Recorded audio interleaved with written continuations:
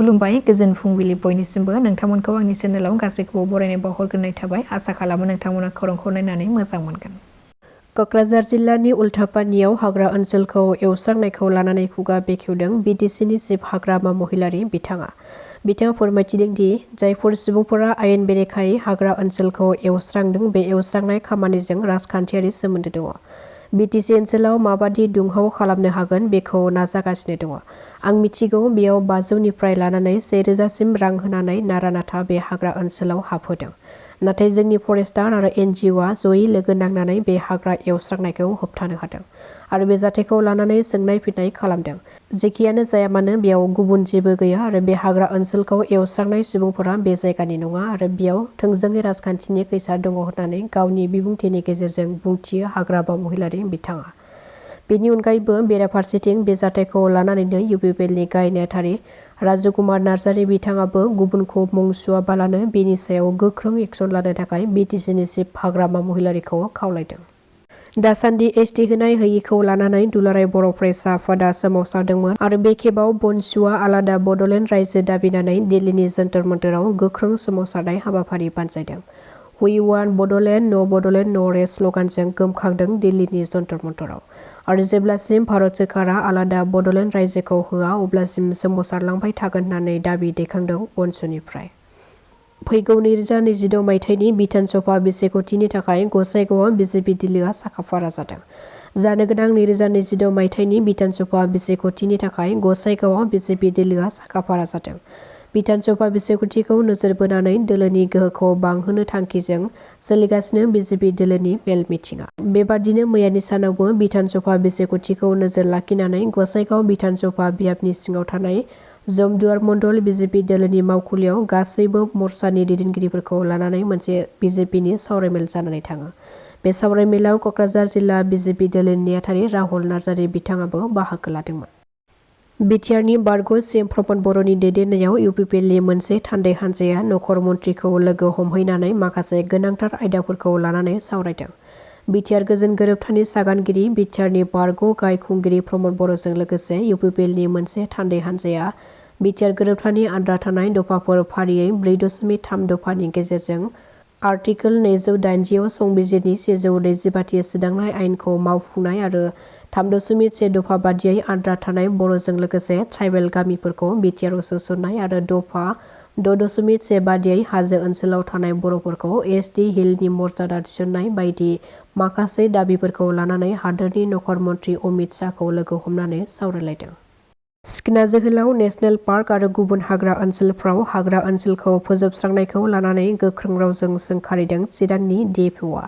बिथाङा फोरमायथिदों दि बे हाग्रा ओनसोलखौ सोरखारा सिखना जोहोलाव पार्क होननानै फोसावनानै होबाय बेवहाय दायो हाग्रा एवस्रांनायनि जेबो नेम गैलिया। आयेन बादियै जों जेसेबांखौ होनांगौ बेबादियै मोनथावना हाखौ जों होबाय नाथाय बेनि बादै रुलखौ सिफायनानै गोदानै हा होनो हाया आरो बे हाखौ लुबैनानै बेवहाय थानो हाग्रा एवस्रांब्ला जालिया। बेखौ लानानै बयबो बुजिनांगौ होननानै आं सानो। गोदो गोदायनिफ्रायनो बर' हारिया हाग्रा सिफायनानै रायजो जानायनि DNA दङ नाथाय बे DNAखौ दायो 21 सेन्चुरियाव सोलायनांसिगोन। जों जुदि गावनि सम्पदखौनो फोजोबनानै लायोब्ला बबेखौ लानानै जों गावनि ओनसोल एबा BTC होननानै खर' दिखांनानै बुंनानै लानो हानो होननानै गोख्रों रावजों बुंथियो बिथाङा। बेनि अनगायैबो बे जाथायजों सोमोन्दो थानाय सासे सुबुंखौ हमबाय आरो बेनि अनगायैबो जों बेबादि आयेनखौ सिफायनानै जायफोर सुबुंफोरा बे हाग्राखौ एवस्रांदों बिसोरखौ जों रावखौबो निमाहा होनाय नङा आरो बिसोरखौ आयेन बादियै गोख्रों साजा होनाय जागोन होननानैबो गोख्रों रावजों बुंथिबावो DFO कुनजन बसुमतारी बिथाङा।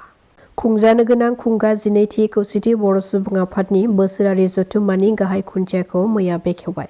फैगौ जानुवारिनि 30, 31 आरो 1 फेब्रुआरियाव बे हाबाफारिखौ खुंनाय जागोन। बे हाबाफारियाव जायगानि सुबुंफोरजों लोगोसे आसामनि बायजोनिबो सुबुंफोर फैगोन जेरै खौसेथि बर' सुबुं आफादा BTCनि बायजोआव गं 22 जिल्ला आफाद आरो 120नि बांसिन दखरा आफादफोर दङ। खमैबो बे हाबाफारियाव 1 लाखनि बांसिन सुबुंफोरा थुबुर जागोन होननानै फोरमायदों खौसेथि बर' सुबुं आफादनिफ्राय।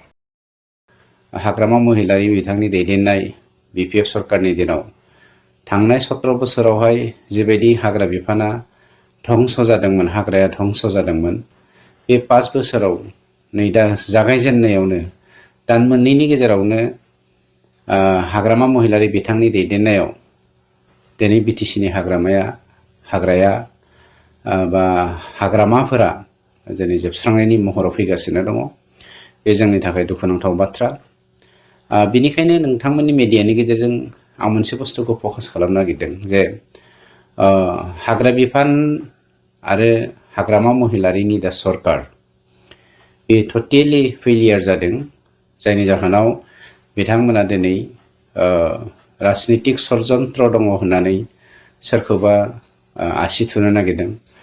नोंथांमोननि मिडियानि गेजेरजों बेखौसो क्लियार खालामनानै होजानो आं हाग्रामा महिलारि बिथांखौ खावलायदों। सोर राजखान्थि दोलोआ बेवहाय षड़यन्त्र खालामदों बेखौ क्लियार खालामब्ला मोजां।